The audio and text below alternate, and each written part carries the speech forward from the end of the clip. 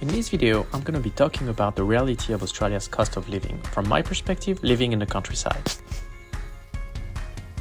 Just a quick Google search will show you that Australia is easily one of the most expensive countries to live in the world, with an average household spend of about $2,500 per week.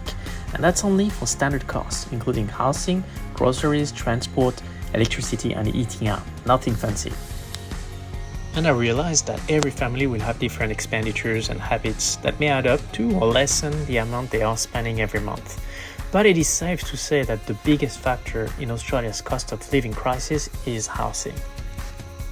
The data shows that on average, Australians pay around $580 per week in rent, with variation depending on location, but this goes up to $950 on average for mortgage payment if you're lucky enough to own a house. When you compare living costs with a country like France, for instance, the price difference is night and day, but salaries in Australia are higher. I'll be making another video about my experience of living in France versus living in Australia, and the breakdown of cost of living and income as well. But back to Australia, I do realize that the cost of living can drastically change depending on the location of your house. For example, living in Sydney will be significantly higher in cost compared to that of a countryside town. But from my own experience, even though we own and live on an acreage in a small cabin in the countryside, there are many factors that add up every month that still make it difficult to make ends meet.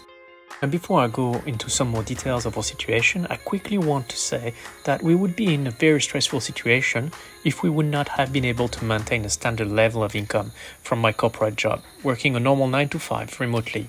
It would be near impossible to live here and providing for ourselves and our kids the basic necessities.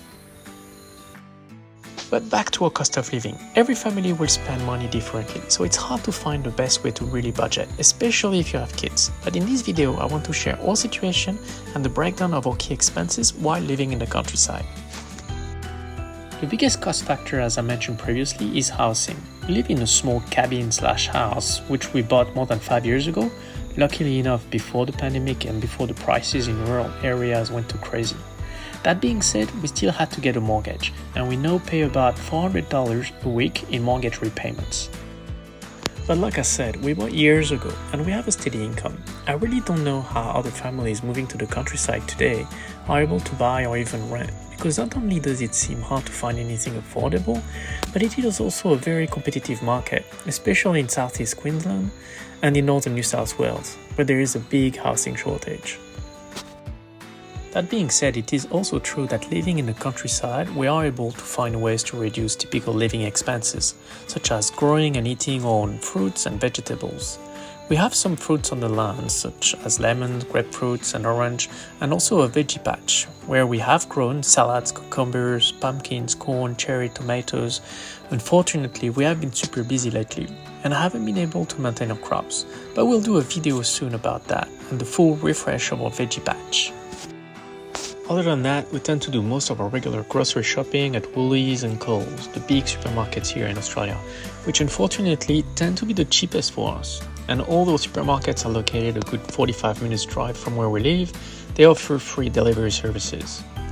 We spend about $375 per week for a family of 4 plus pets.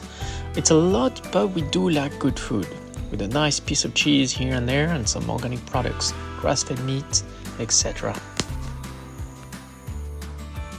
I think one of the biggest ways to save money compared to living in the city is not eating out as much. We love going to restaurants and eating out, but we are simply too far from any restaurant to be tempted.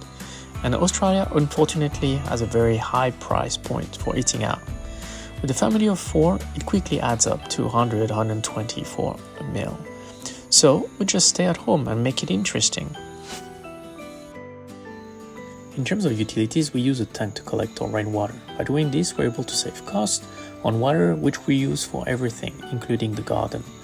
It's been raining so much in the last few years that our tanks are constantly full, and we can use as much water without worrying about costs or running out. We do pay for electricity and internet at our main cabin, so that's another $50 a week. But eventually we'll install a solar system and go off-grid. We do have a small cabin that we're currently building to be fully off-grid, which will eventually rent to generate a bit of income, but this is still a work in progress. Have a look at our building videos if you're interested. A big expense that you get in the countryside, which is not reflected in city needs and costs, are the tools and machinery to do the maintenance, as well as the vehicles you need as a family to drive yourself and kids wherever and anywhere. We have 2 cars, for instance, a little trailer.